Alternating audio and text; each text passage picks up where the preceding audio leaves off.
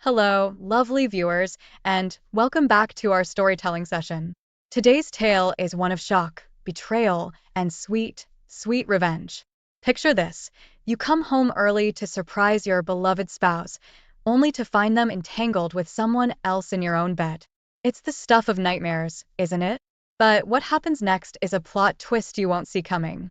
Join me as we delve into the story titled I came home early to surprise my wife and found her in bed with another man. Here's how I got my revenge. What he then came home to was terrifying. He saw his wife in bed with her affair partner, but rather than confronting them, he recorded them for proof, then walked out and ghosted her. Now, she's history. Let's get into today's story to find out what happened. So, I went on a work trip for a week and told my partner of 3 years, ex, that I was coming home on Sunday, but I had actually booked a fly-in yesterday and take her on a surprise date for her birthday, which I otherwise would have missed. I messaged ex happy birthday yesterday morning and asked what she was doing for the day, to which she replied she would be having a wine and movies night with her friend, Y, who lives in our apartment block. I reiterated that I could not wait to be home on Sunday. She said she couldn't wait and that she loved me. It has been really hard to write and relive this, but when I got home, I parked out by the front of the building on the street, and when I walked through the code gate, I couldn't see lights on up by our balcony. I did see Y's lights on, so I assumed X would be at her place. I didn't even have to enter, as her place was on ground level, and I saw through her window she was on her couch watching TV alone.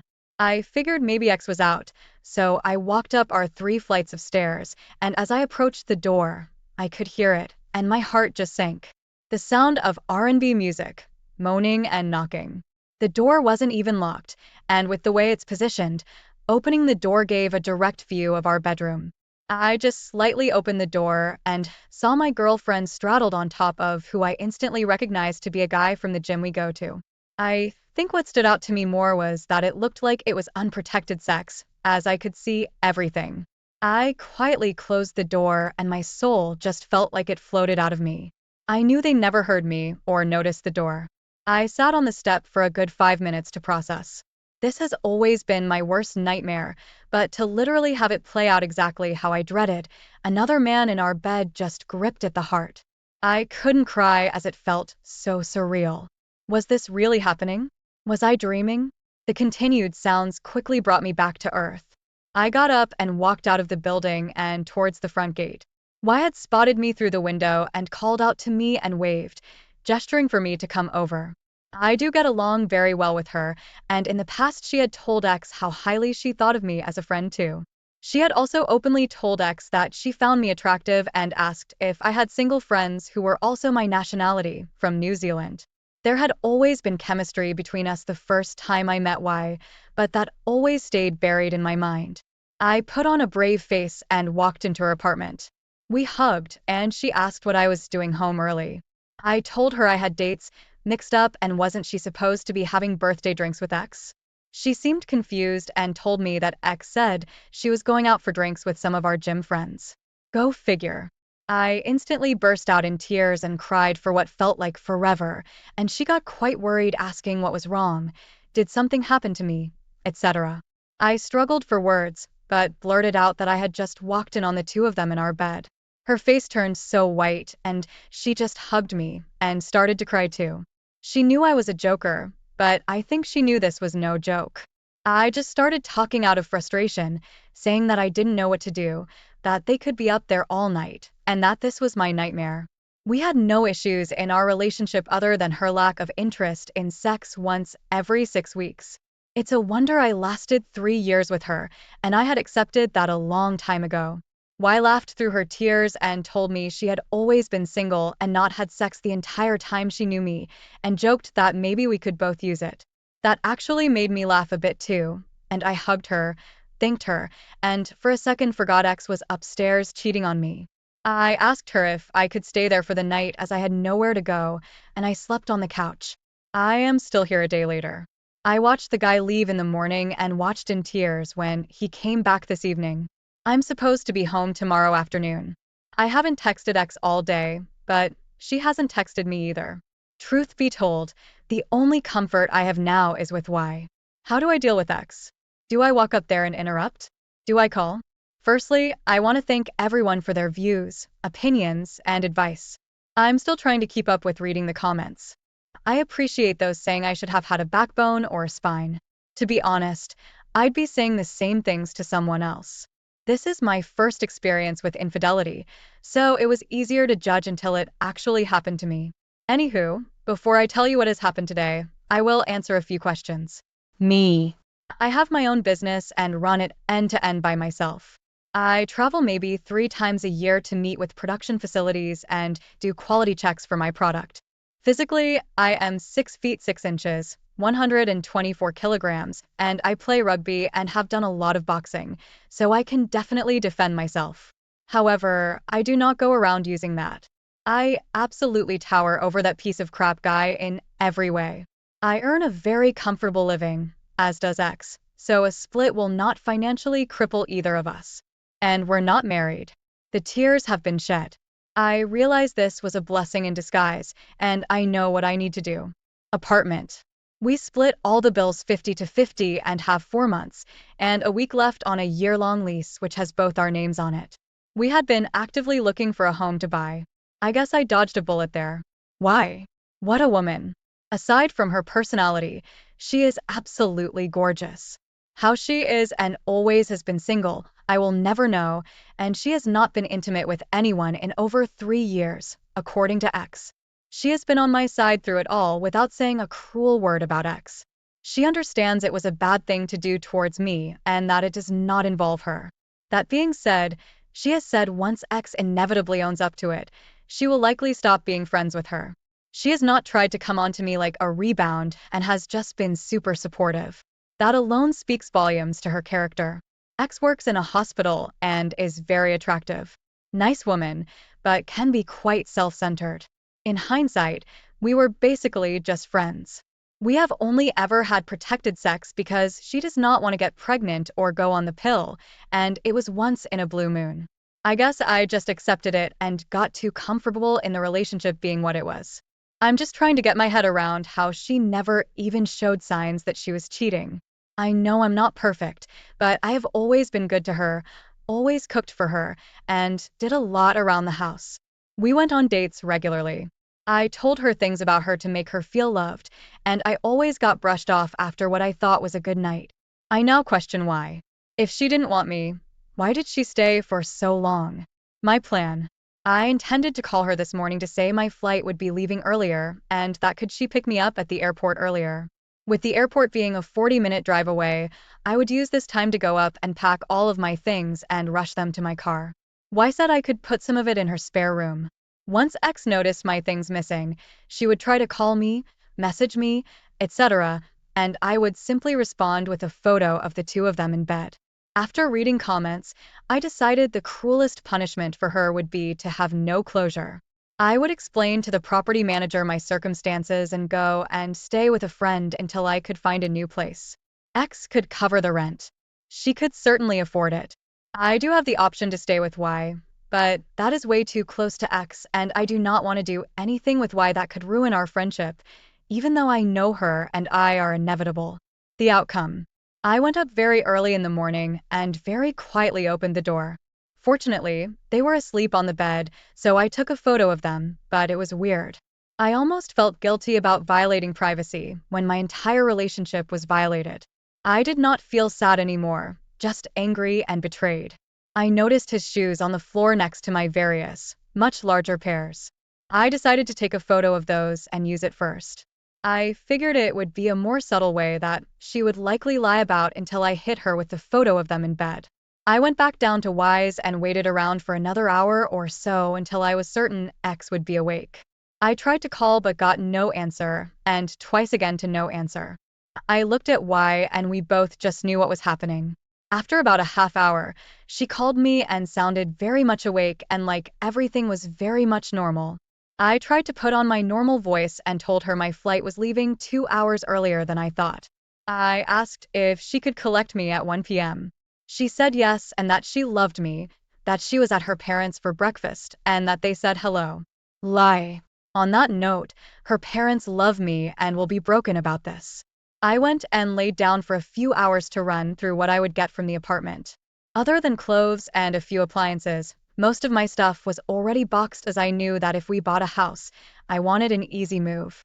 Around midday, I saw X go down to the car park and I gave it a few minutes after she left before I moved my car and went upstairs. It smelled like air freshener and I noticed new sheets and covers on the bed. All the dishes were done. She went to every length to cover up that anyone else had ever been there. It took me all but 10 minutes to gather all of my things. If I forgot anything, I probably didn't care about it. It did feel weird knowing it would be a goodbye to the place I called home, but I felt strong. X sent me a message asking where I was as she was at the arrivals area. I replied and said I was held up and that I would Uber home. Maybe an hour later, a bunch of missed calls and messages came in asking where all of my stuff was and if something had happened. My heart nearly beat out of my chest when I sent the photo of the shoes saying these aren't my size. She had the audacity to reply saying that they were her brother's from when he picked her up to go to mom and dad's. Did I not say she would pull something like that? I didn't even want to discuss it, but I knew she was cornered. So I sent the photo of them in bed and I left it at that. She did not even try to call. I was expecting a wave of calls or texts. In my eyes, that was me leaving her, and I know I could have called her out or caught them in the act and confronted them, but I wanted her to know I knew and that she would never be able to know how or explain herself.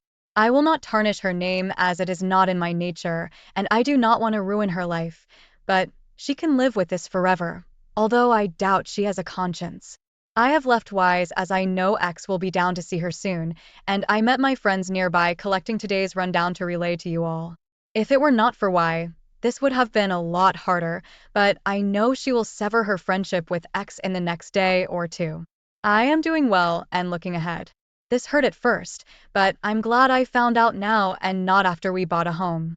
I have sent an email to the property manager informing her of our sudden split and that she would be covering the rent until the lease ended and that she could keep the bond. I think the pain for X will be when Y and I begin our inevitable relationship. Good for you, OP. Glad to hear that you didn't tolerate any of the crap your ex has put you through and have immediately moved on. You do not need to give her any kind of closure whatsoever. She needs to suffer the consequences for her actions and the pain she has caused you. If I were you, I would not get involved with Y right now. I feel like it is too early for you to do that. Instead, I would call your friends and family, tell them everything that happened, and ask if you can stay with them temporarily for the time being. If you're on a lease with her, then contact your landlord and tell them what happened so that you can get taken off. I wish you the best with your situation, Opie. Thanks for taking the time to listen to today's story. Don't forget to like and subscribe if you haven't done so yet, and comment below on what your thoughts are on today's story. If there's a story you would like to share with me about your own situation or someone else's, then please do not hesitate to contact me. Take care, everyone. If this story touched your heart, please give this video a thumbs up and share it with others who might need to hear it. Don't forget to subscribe to our channel and hit the bell icon so you never miss a new story. We'd love to hear your thoughts and experiences in the comments below. Thanks for watching, and stay tuned for more Hello, everyone. Today, I have a story that is as heart-wrenching as it is shocking. It's about the complex dynamics of family relationships and the unexpected choices people make. This is Mom passed away, so Dad dumped me at my uncle's house and married his new bride. Get ready for a tale that will keep you on the edge of your seat as we dive into the intricacies of love, acceptance, and standing up for what is right. So, sit back, relax, and let's dive into this captivating story. My mother passed away before I was 10. My uncle, mother's elder brother, took me in and raised me because my father had already started a new life and a new family by then.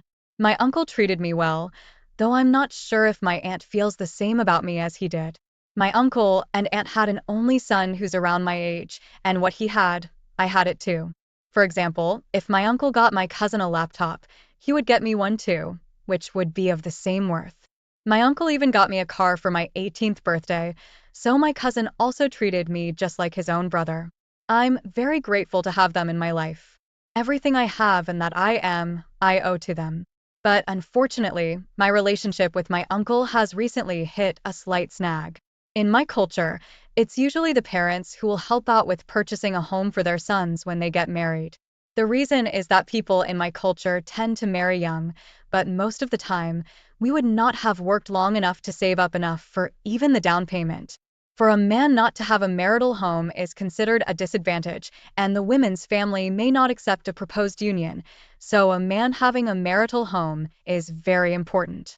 In my case, because my mother has passed away and my father is an absent parent, my uncle and aunt are my de facto parents. Indeed, my uncle said he would buy me a marital home, however, he has set a condition for that. I have to change my last name to his.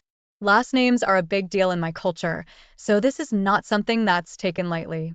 My uncle said since he's been like a father to me, rather than my own father, and also as a remembrance to my mother, I should change my last name to his, which is also my mother's.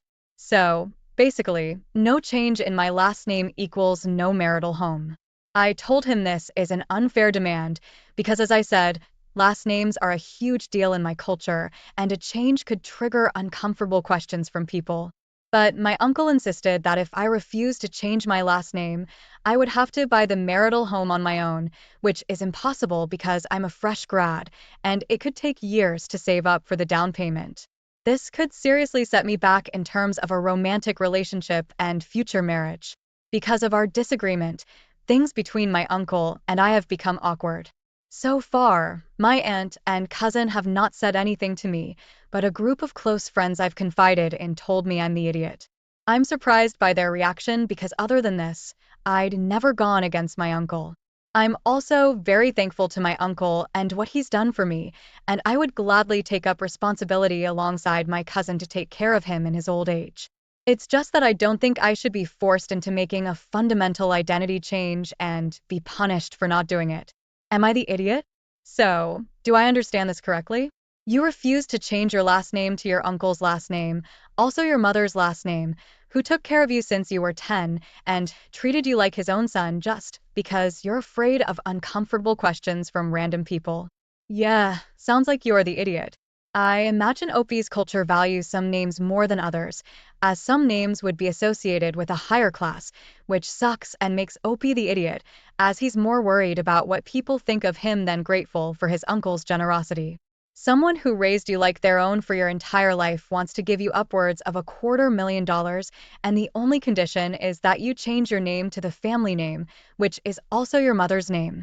Oh, poor you. You must be so devastated. You are the idiot. He's done everything for you out of kindness, but he's not obligated to do everything for you. He's not your actual father, so he's not duty-bound to help you with your house.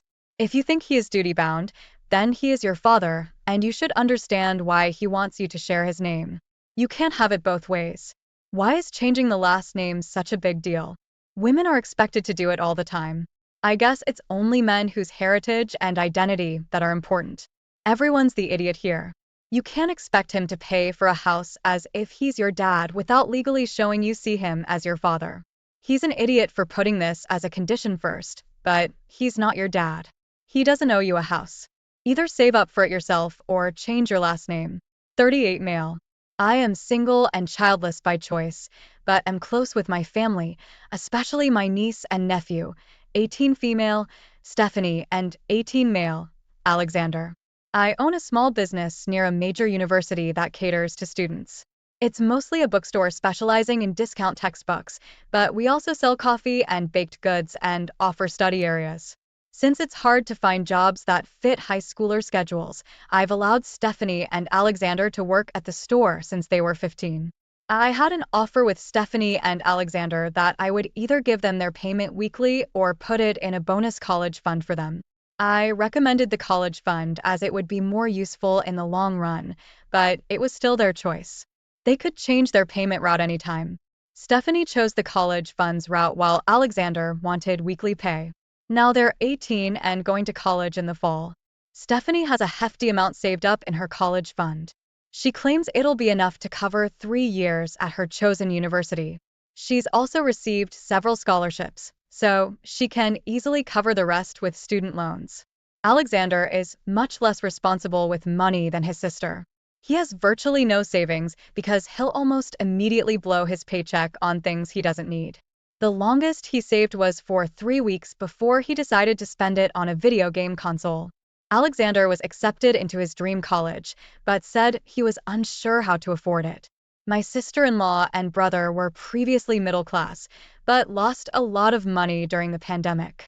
They recently asked me if I was willing to help cover at least the first few years of Alexander's undergraduate program and how I could pay them in segments if need be. I could technically afford to, but I would need to take some of Stephanie's college fund. I told them that I thought it would be unfair to Stephanie to bail her brother out with the money she worked to save all those years. I have some of my savings, but it's an emergency fund if something happens with the store. My sister-in-law and brother were disappointed, but told me they understood. The problem is with our parents. They told me that it was selfish to leave my nephew unable to attend his dream school, and I should split the college funds. I told them that Alexander had already gotten his money. He just spent it already. They told me I should then give away my emergency savings because most teenagers aren't that great with money. And if Alexander had to leave his dream school while Stephanie could afford hers, it could cause the family to resent Stephanie. And I should, quote, prevent that rift before their relationships get hurt. But the twins have always had a good relationship with each other. And I think it's unfair that Alexander gets bailed out while his sister has to work hard. Am I the idiot? Not the idiot. Stephanie's college fund isn't even your money to take. She earned it working. That would be stealing her wages. If you were contemplating helping Alexander, it would need to be without touching the money Stephanie earned. As for pulling from your own emergency fund, no, this is all nonsense. Ask your parents where their contribution is. He had the same opportunity as his sister, but his choices now do not afford him the luxury of a debt-free college. This was his choice and his choice only. He can take out student loans, and since the grandparents are so concerned, they can chip in as well. All of this falls on Alexander only to solve. See how bad he wants to go to college and what he'll now do to achieve that goal. It's time he starts making better choices. Not the idiot, but you didn't contribute to her fund. You paid what you owed her. It's like saying my boss contributes to my rent. I am, however, curious about how 3 years of part-time wages added up to be enough money to cover 3 years of university for her. I, female 32, have recently inherited money from my mom. She was the only parent, and losing her is beyond devastating. The money can barely be called inheritance because my mom and her family didn't have much, but it's better than nothing. My fiancé at first said I deserved it, and I have the right to do whatever I wanted with it. However, he told his whole family about it, and then his infertile brother and his wife pulled him aside for a conversation.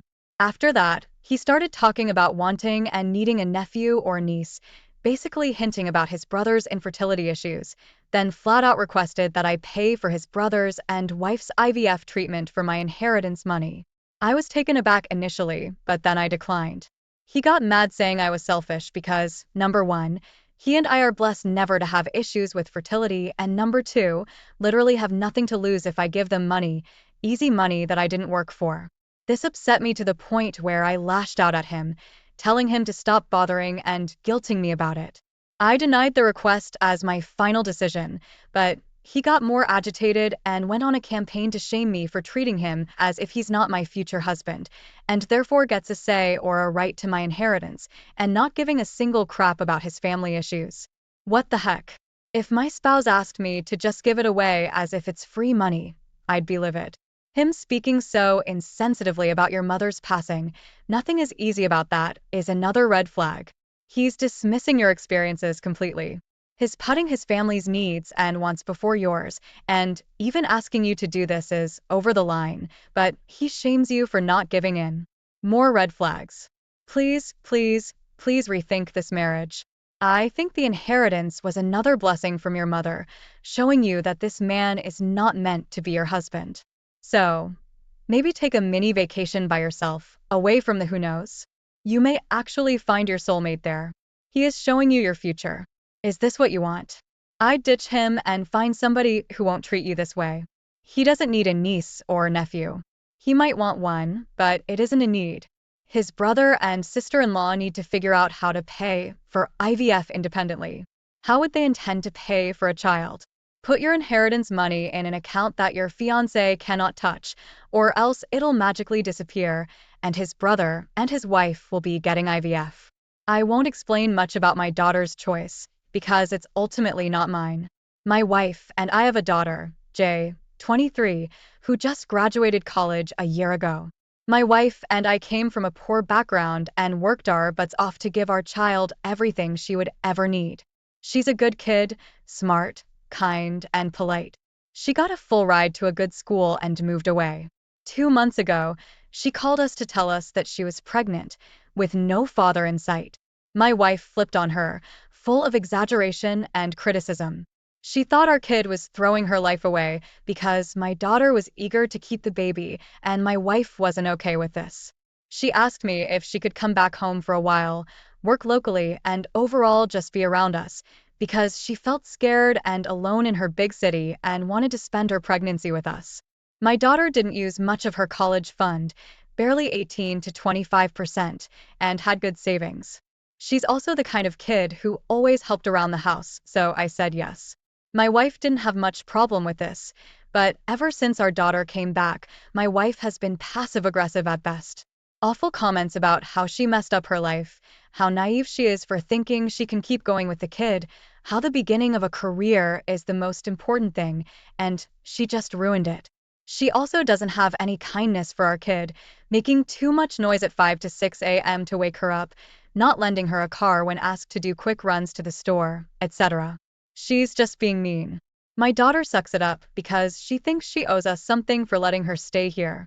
Yesterday, my wife just went over the top. My daughter found a job.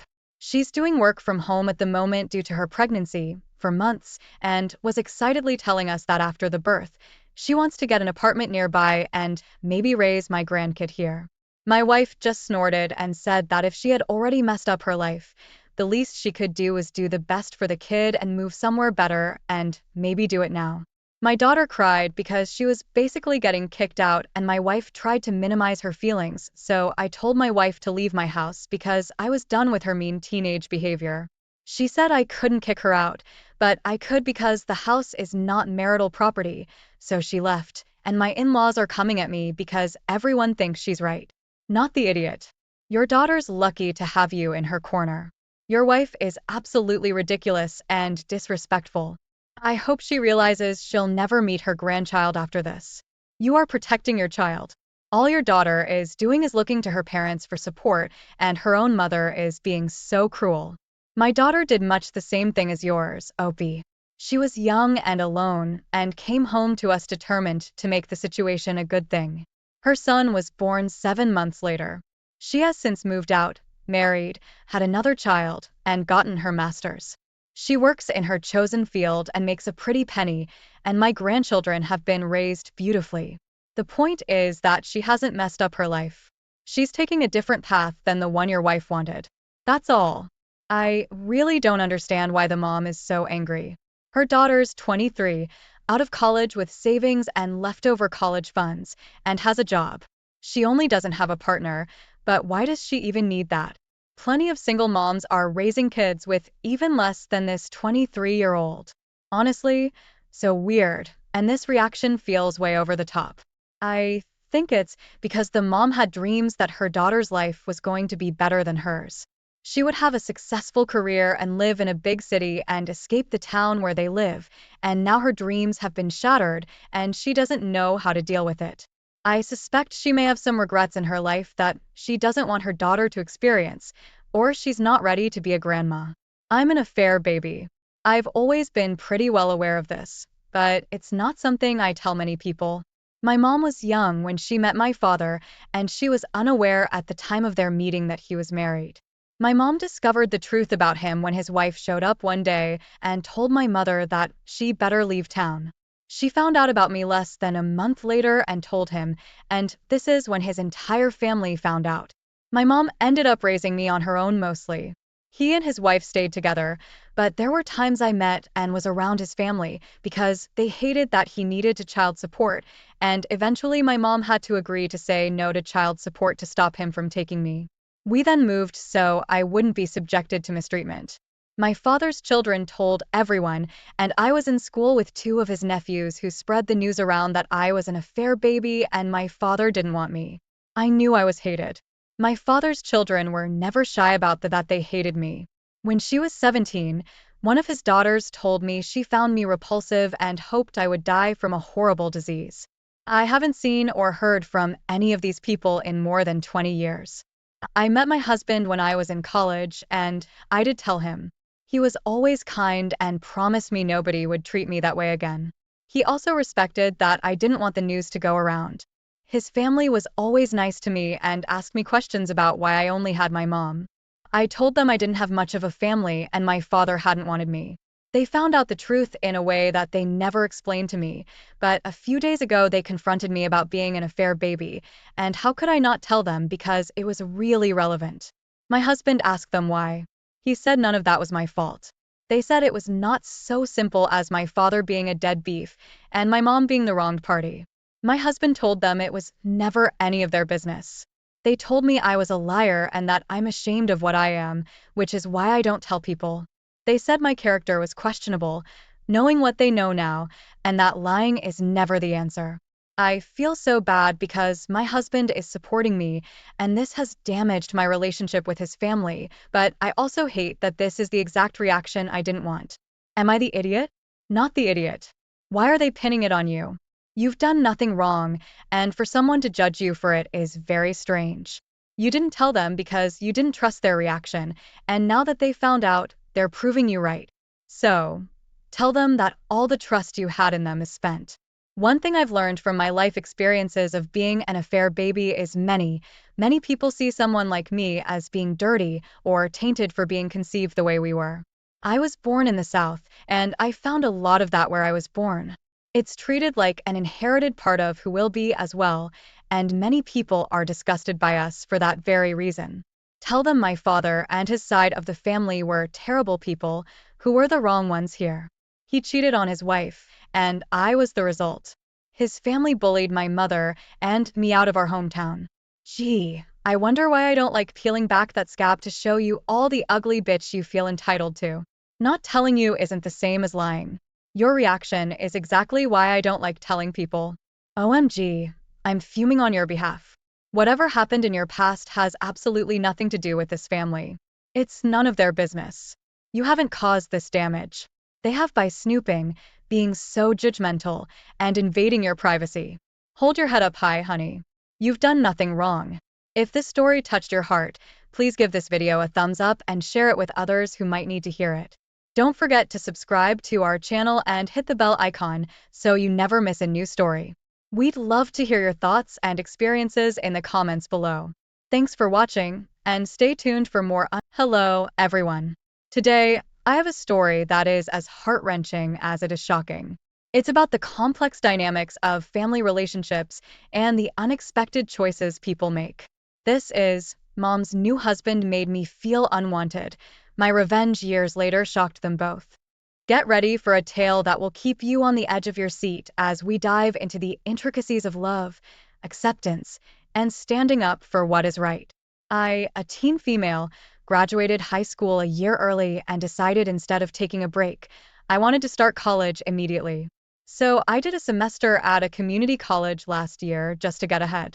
And now I moved on to campus to finish my degree. I lived with my mom, 42, and her husband, Ryan, 48, halfway through high school because my siblings, Amy, tween, and Liam, pre-tween, wanted me around.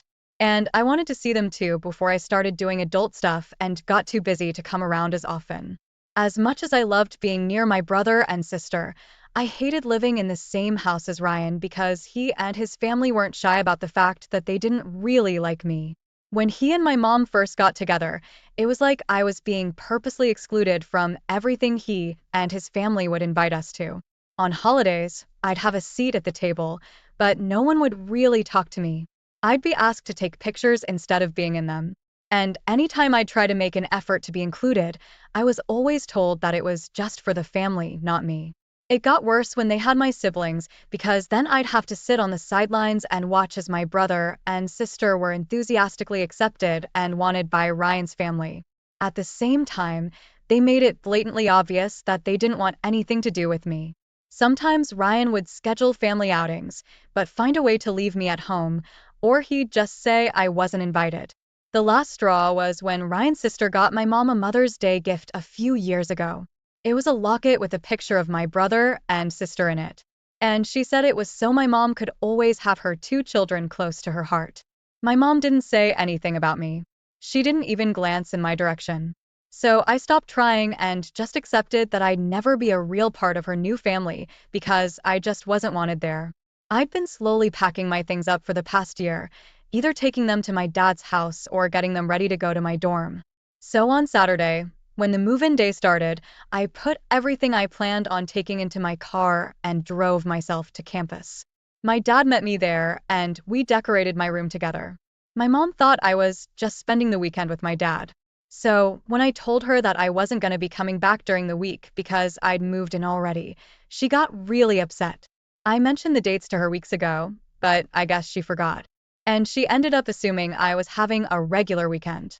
She said it was hurtful that I would exclude her from this huge moment in my life. And that is my mom. It's her job to be there for this journey and me. I told her that she'd been letting her husband exclude me from her life since the day they started dating. And because that never seemed to bother her, I didn't think it'd be a big deal for me to do it too. I felt justified in this at first, but I could tell I hurt her feelings. And now I'm starting to think I'm maybe the idiot. Not the idiot.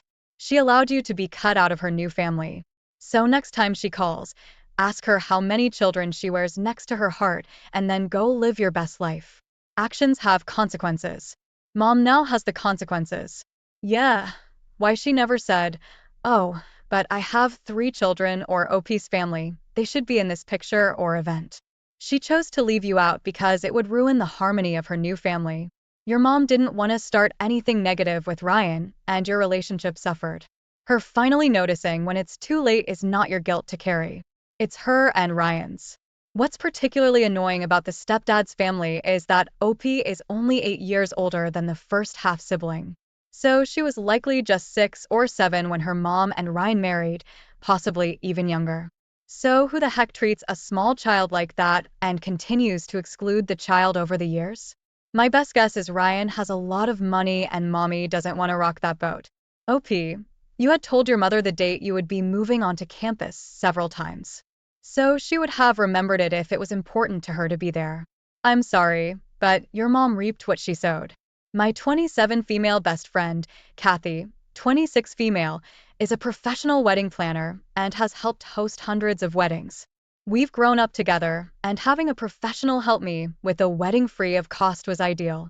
I made sure to shower her with gifts to repay her for the help she offered throughout the journey. Now the wedding is in a month, and in 2 weeks it's my bachelorette weekend. Kathy notified the other girls and me of all she had arranged and which Airbnb she booked, but she said she didn't want to participate, which came as a shock to me because how are you gonna plan everything but not participate? The girls told me she had a very valid reason, but it was not their story to tell. So I should ask her directly. I asked her and she replied, look, you've made some requests for your bachelorette party and I respect everything you want to do, but there are some things that are off limits for me and some of the stuff, such as the male dancers I've booked for you, and some other activities are crossing boundaries regarding me and my own fiancé's relationship. So I made sure to arrange everything perfectly, just how you and the girls wanted it to be, but sadly it's not something I want to be involved in. I hope you have the greatest fun. I was heartbroken and tried to suck it up, but as the days went by, I got more upset. Instead of feeling more at ease with that thought, I tried to talk to her about it to change her mind, but she wasn't having it. She later also said that just to warn me, she won't drink at the wedding because she doesn't want to get sick since she's very lightheaded. I got very disappointed, and at that moment I straight up told her I didn't want her as a maid of honor if all she was gonna do is be a buzzkill about everything regarding my wedding and how she could attend as a simple guest. She got very upset and thought it was unfair of me to exclude her for these reasons. The rest of my bridesmaids now also believe that I took it too far and how her skipping the trip for personal or not drinking alcohol is not something that would ruin my wedding, and I'm just overreacting. Am I the idiot? So let me get this straight. Your so-called best friend, who typically gets paid to plan weddings, has been planning yours free of charge, and you kicked her out of the wedding party because she personally opted out of the club and drinking with no pressure on anybody else to do the same. Yep, you're the idiot. I'm surprised that a mature and gracious woman is somehow best friends with a shallow party animal, and situations like this have never come up before. I wonder if Opie's idea of best friends and grew up together is quite the same as others. At best, I guess they were kids together and then separated for college, and Kathy grew up and Opie didn't. At worst, I suspect Opie's definition of best friend is someone who'll listen to me chatter on about my life. You are the idiot. She did a fantastic job of planning everything for you the way you wanted, even though she wouldn't get to enjoy it. She was not judgmental of what you wanted, just politely bowed out because it was beyond her boundaries, but you've decided the main criteria for being your friend is enjoying getting drunk. So good luck with the rest of your adult life and marriage. I'm sure it's all going to work out great. This happened at my wedding. I am detail-oriented and meticulously planned our wedding with my husband. Everything was color coordinated and everything was aesthetically pleasing. Our colors were pink and black. I wanted my parents and grandparents also to wear our wedding colors so the wedding photos would be cohesive. I specifically spoke with each person and told them the color scheme and how I'd like everyone to color coordinate. No one had an issue with this, so I thought. Both sets of husband's grandparents went out shopping to find clothes to match our wedding party. I thought that was so cute and appreciated it immensely.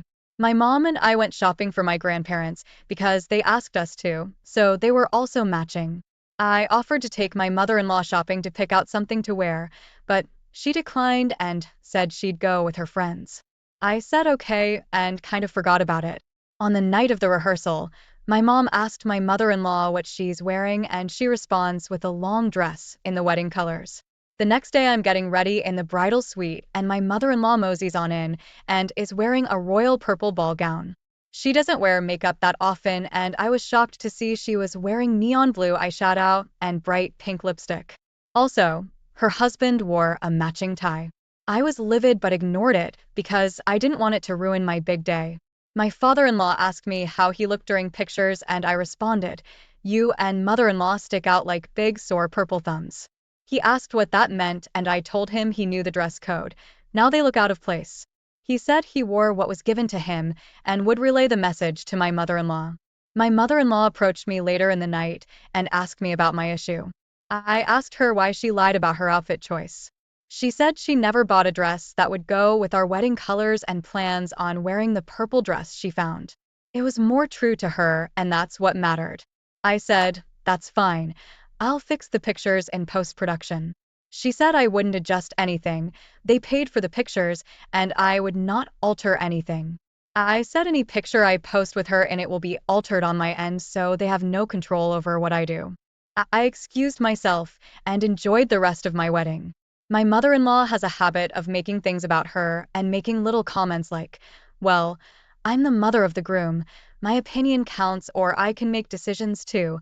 I'm the groom's mother, and we are helping pay for this wedding. My parents paid for 70% of the wedding. My in-laws paid for the photographer and the rehearsal dinner. The photographer was their friend and only charged them $800 for the whole night. The rehearsal dinner cost $300 because they chose the cheapest options for everything possible." So, am I the idiot for how I spoke to my mother-in-law and father-in-law? Not the idiot. Her big eyesore didn't turn out the way she wanted. Those are your photos, not hers. If they didn't intend those photos as a gift, meaning you get free reign, then they should have made that clear way before the wedding. Maybe it's just me, but it seems like mother-in-law purposely chose to pay for the photographer so she could pull this stunt at your wedding. Mother-in-law missed her opportunity to show up in all-black funeral attire and be technically justified by the color scheme. Amazing. She must not have thought of it. Your mother-in-law is an attention seeker. Go ahead and alter the pictures. Just to be funny, why not alter one picture so everyone wears purple and mail that to her? Everyone's the idiot here. You all sound exhausting. Whether the attention-seeking or the micromanaging, are wedding color codes a new thing? Are they an American thing?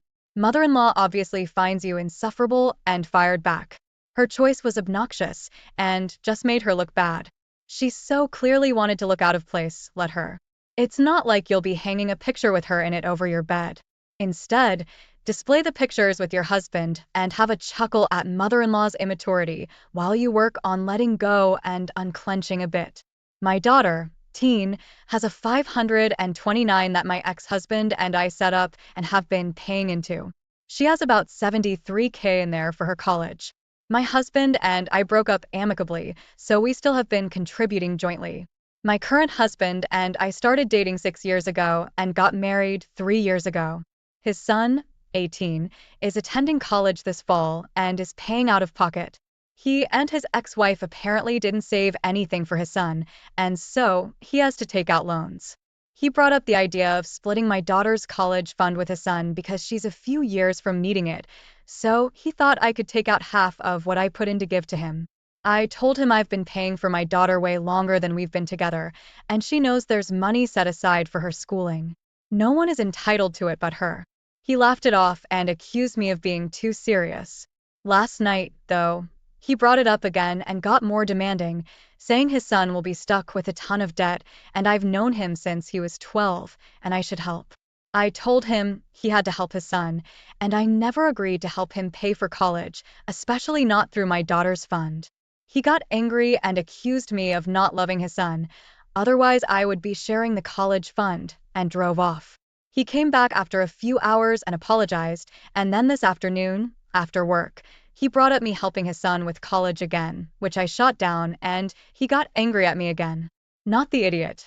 His poor planning is not your problem. He's had 18 years to plan. His son isn't entitled to the fund you and your ex-husband are funding. Your ex-husband isn't doing that for him. He's doing it for his daughter. He could ask you to help out his son currently, but even then, if you say no, it's not fair for him to get mad. I think Opie's ex would be hugely angry, I mean erupting like Vesuvius, if the money he contributed to their daughter's college fund was diverted to some rando kid he's not related to. Opie should tell hubby that he needs to talk to his ex, to give up half of that money and let her know how that works out and draw a line in the sand. Make sure your husband knows that the money will never be going towards his son, and he should never ask again. Seriously, draw that line in the sand. I'm mad that he's already brought it up so many times. This has nothing to do about loving your stepson. You can love him with all your heart and still not screw over your daughter.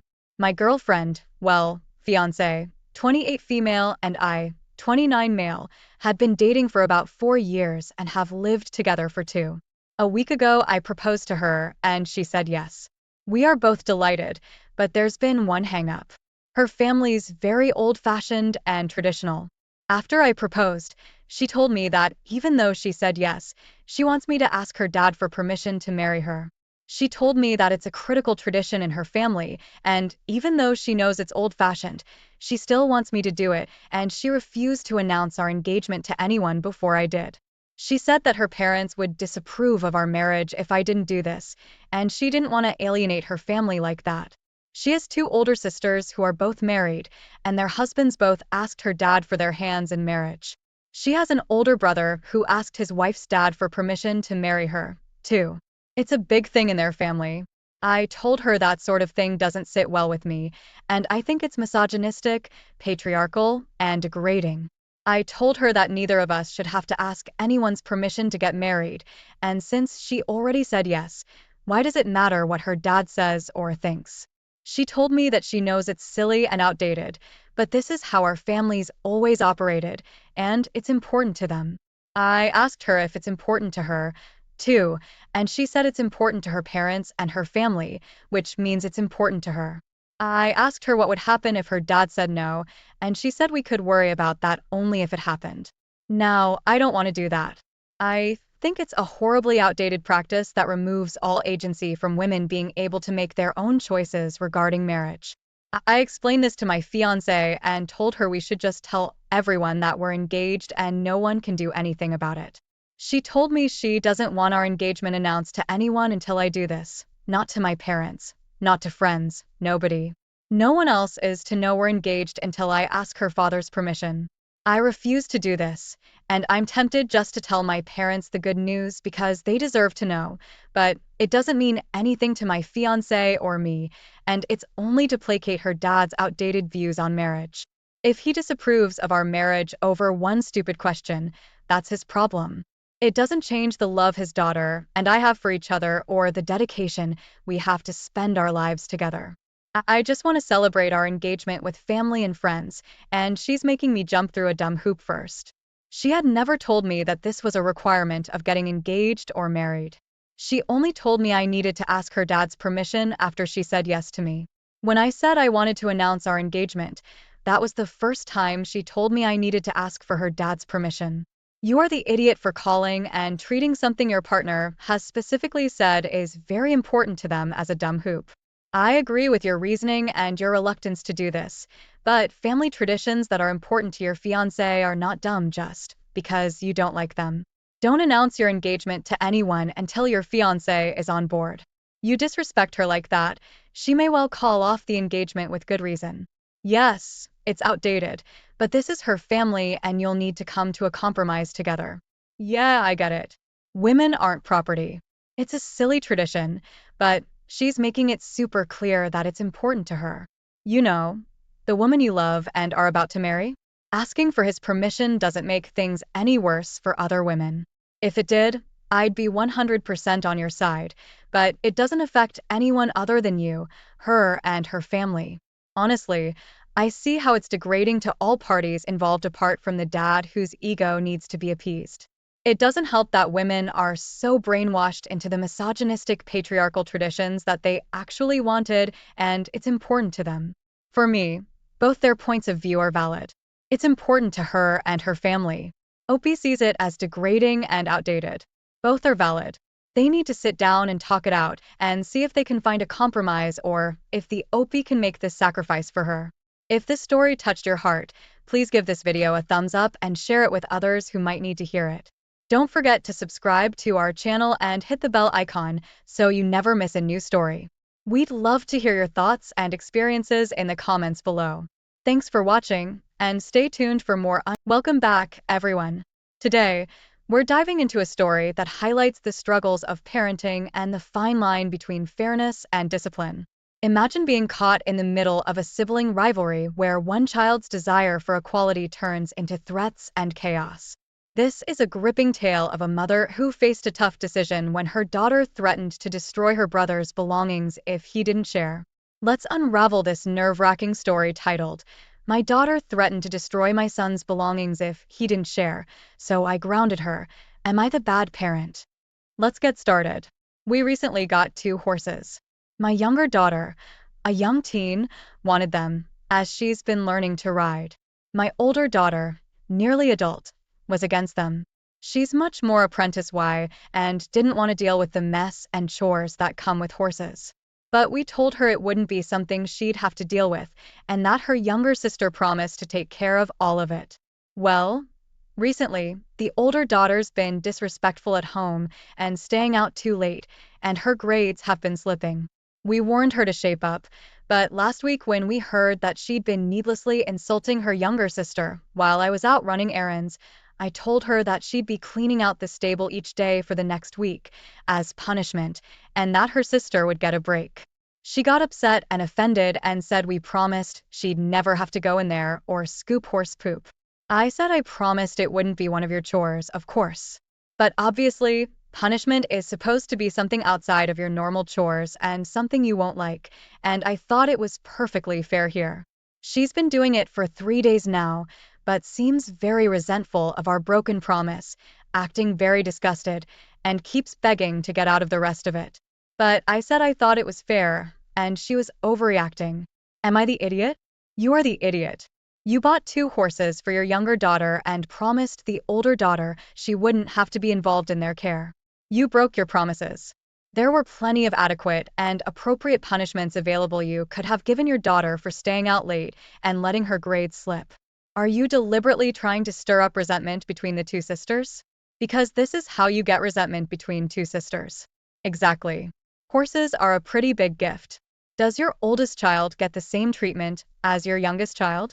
It could be resentment building up and causing her to act out, and being forced to take care of her sister's huge gift will only worsen the resentment. I was wondering the same.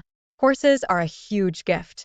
After the purchase price, there's still upkeep, vet bills, farriers, tech, and food, and not just one horse, but two. My child used to ride, and even leasing a horse cost a small fortune, but buying two?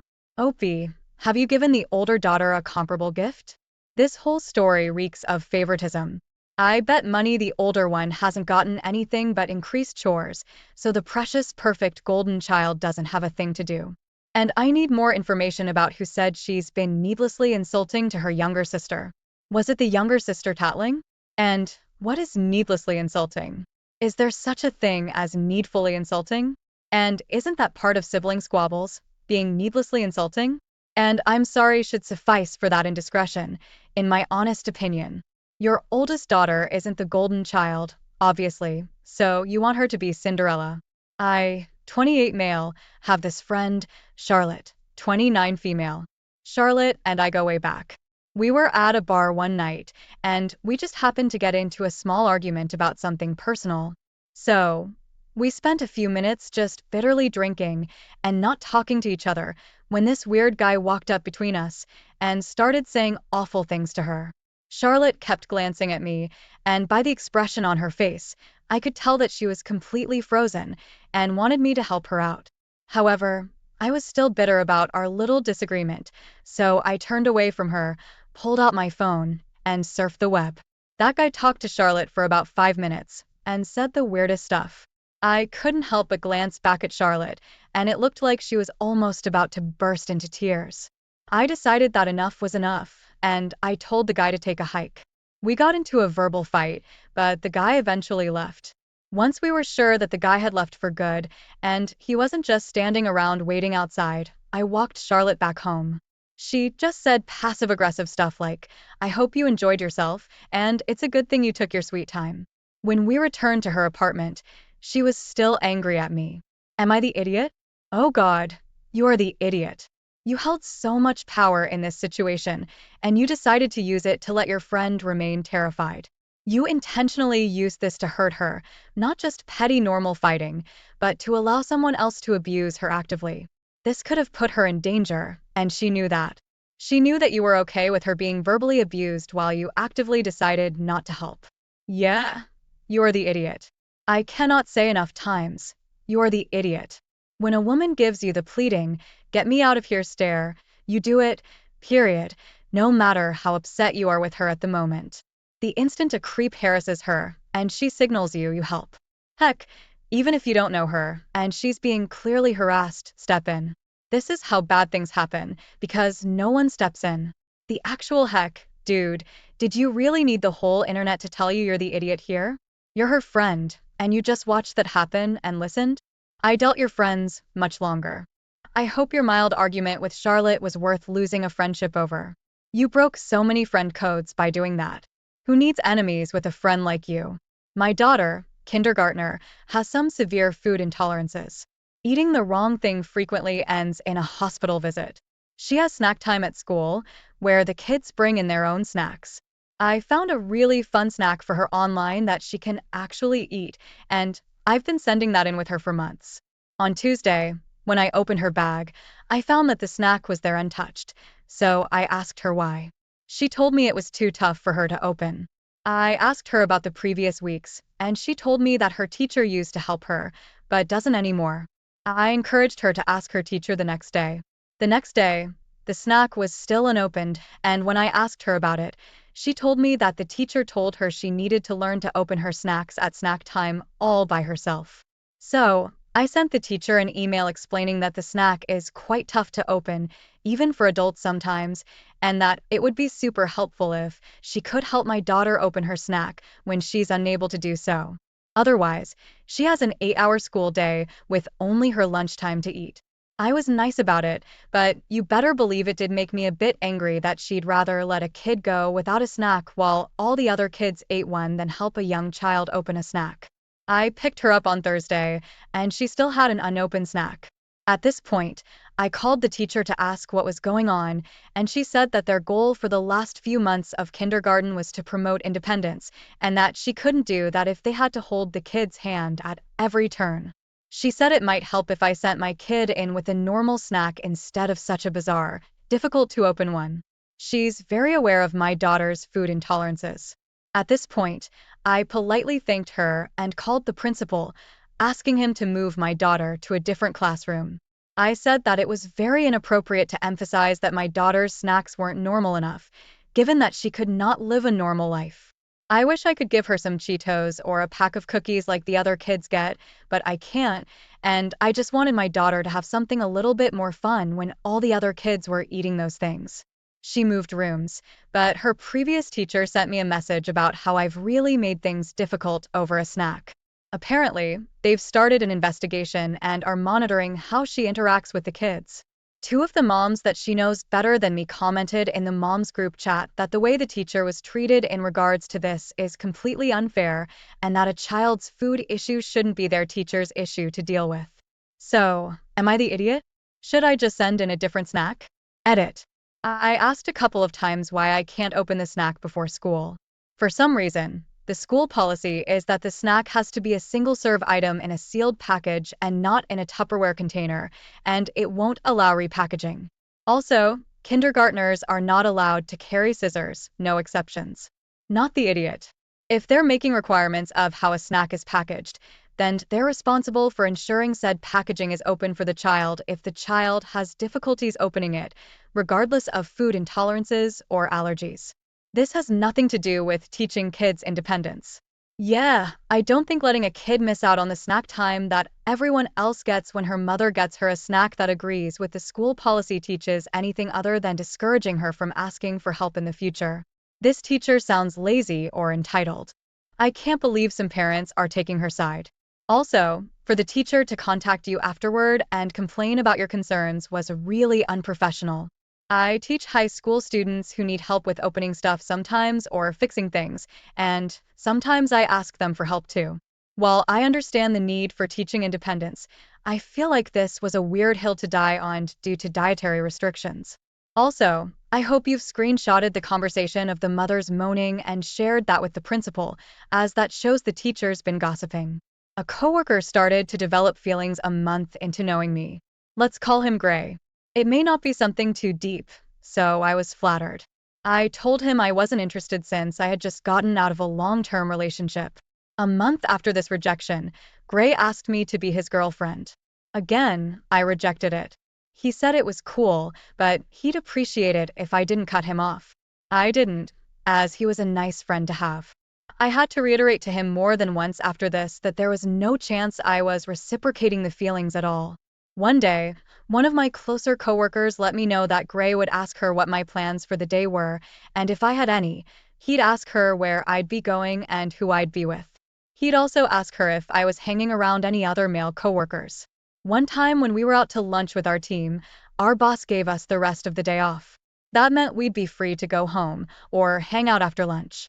I told everyone I'd be off home, as I was too tired. He offered to bring me home, and I declined.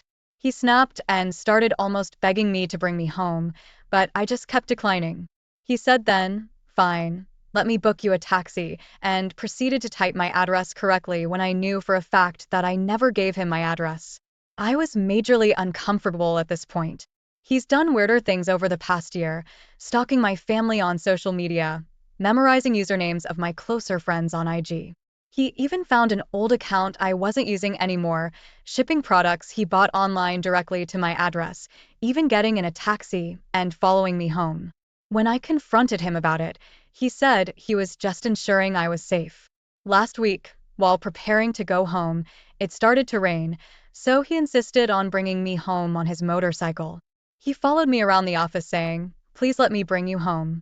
We were around other coworkers, but I snapped at him and told him to screw off and leave me alone in a relatively high voice. A coworker who was aware of the stories I told above overheard and told me I didn't have to react that way. I talked to a non-coworker friend about it, and he told me that this might be Gray's way of winning me over.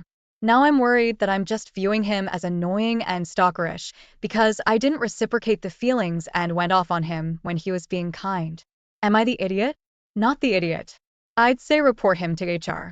Stay away from him. He thinks he's Superman. See what he has on. That's not a cape. That's a frigging red flag. Also, screw that idiot coworker who told you not to react that way. They obviously don't understand or care about your situation if they know the stories and expect you to always be calm. Majorly angry at that scene extra. Anyways, report him. Tell your family about him so that they can be aware and beware of him and his presence. Get a dog if you don't have one. Keep some self-defense stuff. This could escalate as time goes by. Do not give him a chance. This. OP, you're being stalked. Go to HR. Let them know you only want him to talk to you about work. He's not to offer you a ride home. If you see him follow you home or near your house, you will get a restraining order. Tell them if the company can't handle him, you're going to the police. And before you go to HR, I would write down everything that's happened, even if you don't remember the dates. Then I'd make a copy for them and for you. The most concerning part of this story is that he knows your address, but you never told him. Following you home is unacceptable and grounds for a restraining order in some jurisdictions. I'm sure he thinks he's winning you over, but that doesn't make it okay. This is way over the line, not just some awkward workplace flirting. Oh, I doubt he thinks he's winning her over. At this point, it's just pressure to get her to break and to give in while making that effort to be seen as having good intentions. The scene with the taxi was a power move. I know where you live and I need to illustrate that you don't get your own choice here. Either way, I know you're home. OP, you're in a very dangerous situation. You need to make HR aware and start documenting these instances so you have evidence to take to the police. This is going to get much worse before it gets better. Update. I've told my coworker, the one he asked about my plans, if she would support me in bringing this to HR. But it turns out she's already kind of tipped them off at his behavior. By this, I mean she's mentioned it vaguely to a friend from HR because she didn't want to get ahead of me. And HR said that the complaint had to come from me for them to be able to do something about it. So she would be supporting me in filing a complaint. Thank you all for your concern and for pulling me out of downplaying the situation. My son, Henry, divorced his wife, Rachel, a year ago. Their divorce wasn't exactly messy, but it wasn't easy either. I stay in contact with Rachel for my granddaughter's sake. My granddaughter's a preteen and Rachel also has another daughter, Amy, 3 years older than my granddaughter, who's not my son's child. She was from a past relationship Rachel had. Now, the thing is, Amy grew up calling me grandma for pretty much her whole life. I treated her exactly the same as I did my biological granddaughter. I'd always take candy for both of them, give them both a little bit of pocket money and hugs and love, and still do love Amy as much as I do my granddaughter. As far as I'm aware, she's my second granddaughter. When my son and his wife divorced, I stayed in contact with his now ex-wife to contact my granddaughter, and Amy has her own mobile phone. I also have her phone number and stay in contact with her occasionally. She still calls me grandma as well. I didn't think this would be a problem. However, last week when it was Amy's birthday, I gave Rachel some money to buy her a present for me. She was thankful, bought her a gift, wrapped it, and sent me a picture of her opening it. Later that day, my son came around to visit me and my phone rang. Amy called to say thank you for your birthday present. My son told me he found it inappropriate for me to talk to his ex-wife and her daughter when she was not my granddaughter. He said I have absolutely no reason to be in contact with either of them, as I see my biological granddaughter regularly, and that she's the only who's family. So, his ex-wife and Amy, who are no longer family, have no reason for me to be in contact with them. I disagree, as I only speak to Rachel about my granddaughter, and I speak to Amy as, for the last 10 years, I've been treating her exactly the same as my biological granddaughter. It would be unfair now to no longer have contact with her, after so long. Am I the idiot for staying in contact with them both? I don't feel like I'm doing anything wrong. I never discuss my son with either of them. I simply check in and see how they are. Not the idiot. He's been in this girl's life for 10 years, and he's not staying in touch, and doesn't seem to care or worry about her. That should be the issue here. Be careful he doesn't decide to not let you see your other granddaughter, just because he doesn't agree with you. Your son is a major idiot, though. Amy's been a significant part of your lives for 10 years, and your son is upset that you still talk to her and treat her with kindness, instead of dropping her out of your life entirely, as though she doesn't matter at all. Is he demanding you do that to a literal child? No wonder his wife divorced him. What a selfish, spiteful idiot. Agree. That's a lot of time to form a bond beyond a casual relationship. Your son is selfish, thinking his anger towards his ex is more important than your love for the children. He cannot tell you to change your priorities. I understand that your son is hurting, but you're only demonstrating love for the kids. Once again, the father's in the movie Clueless. You divorce wives, not children. Grandma gets it, but dad does not. Grandma, carry on. Family's not necessarily defined by blood. If you and Amy believe your grandma and granddaughter, then you are. Don't let anyone say otherwise. Thank you for joining us on this emotional journey. If this story resonated with you or sparked any thoughts, please give it a thumbs up and share it with your friends. Don't forget to subscribe to our channel for more thought-provoking stories and hit the notification bell so you never miss an update. And if you have a story of your own that you'd like to share, drop it in the comments or send it to us.